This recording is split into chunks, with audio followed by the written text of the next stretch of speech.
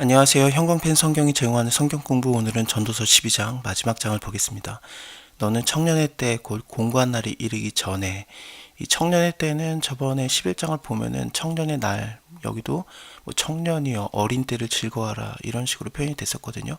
근데 뭐 마음에 원하는 대로 또 눈에 보는 대로 쫓아가서 행하면은 그게 무조건 되는 게 아니었어요. 왜냐하면 하나님께서 이 모든 일로 인해서 너를 심판할 줄 알아라. 청년의 때가 계속 지속될 수는 없는 거죠. 사실 뭐 그 젊은 날을 얘기하는 걸 수도 있겠습니다만, 왜냐하면 어린 때라고도 나오니까요. 하지만 이 청년의 때는 아침 빛이라는 것과 굉장히 연관이 있었고 저녁과는 반대되는 개념이었기 때문에 우리가 이 세상에서 살아있을 때 모든 날들을 청년의 때로 볼 수도 있습니다.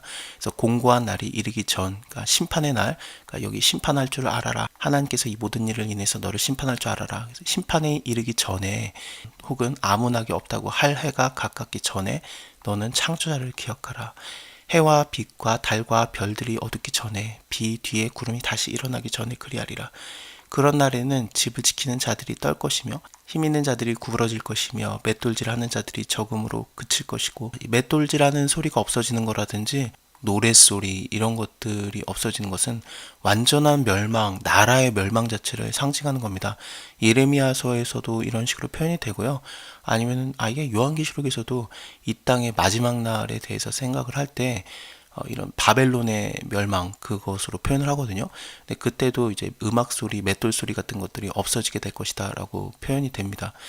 그런 것을 따지고 보면은 이 12장의 자체를 하나님의 심판하기 전에 모든 날들이라고 볼 수도 있겠지만, 근데 그렇게까지 보지 않아도 되는 게, 개인적으로 죽는 날, 그날을 인생에서의 날을 따져도 그것은 충분히 이 모든 말씀들이 좀 이해가 될 만하거든요.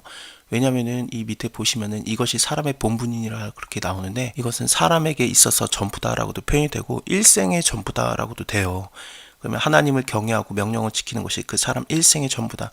사람의 일생으로만 생각해서도 얼마든지 이 모든 말씀들이 표현이 가능합니다.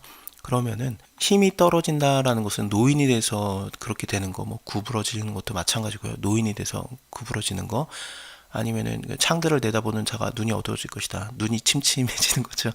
나이가 많아지게 되면은 좀 그렇지 않습니까?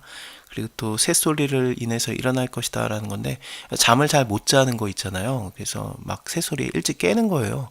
또 음악하는 여자들은 다 새할 것이며, 그런 자들은 높은 것을 두려워할 것이며, 길에서는 놀랄 것이며, 살구나무가 꽃필 것이며, 메뚜기도 짐이 될 것이며, 원흉이 그치리니 이는 사람이 자기 영원한 집으로 돌아가고 조문 자들이 거리로 왕래하게 됨이라. 그래서 사람의 그냥 일생, 죽음 얘기하는 것 같습니다. 너무 크게 확대해서 예수 그리스도의 다시 오시는 날, 심판의 때를 얘기하는 것 같지는 않습니다. 근데 또 그게 또 가능성도 있어요. 그래서 여기 밑에 보시면은 하나님은 모든 행위와 모든 은밀한 일을 선악간에 심판하시리라 그러거든요. 그래서 심판의 때에 대해서 얘기를 하는 걸 수도 있고, 둘 다 가능해요. 어쨌든 뭐 우리가 일생 동안에 살면서 하나님을 경외하는 것이 뭐 마지막 기회이자 뭐 마지막 시간이기 때문에 그것으로서도 뭐 충분한 거죠.